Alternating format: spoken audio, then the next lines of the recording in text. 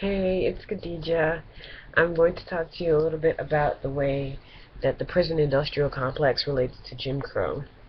So, Jim Crow laws were enacted in 1876 to 1965, and it's basically laws that state that racial segregation is legal. And this happened in southern states, and it's where the term separate but equal came into play. Um, Following this time, African Americans, particularly African American men, continued to be disenfranchised due to laws that affected felons. And Michelle Alexander's The New Jim Crow points at that the reason for this disenfranchisement is due to the war on drugs.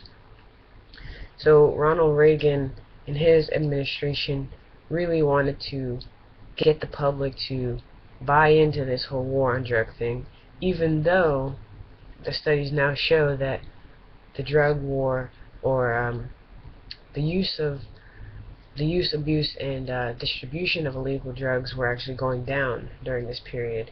But he really wanted to attack the inner city in this way, and so he came at a time when crack was prevalent in the black community, and really tried to use this whole idea of crack babies, crack mothers, crack whores as a way to sensationalize the use of illegal drugs within the inner city.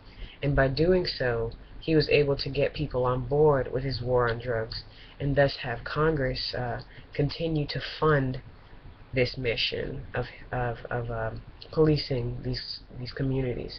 Now we see that two-thirds of the federal inmate population is actually made up of folks that um, have dealt illegal drugs, and a lot of those men, I think that it's about like 80 to 90% of African American men are in there for non-violent drug offenders.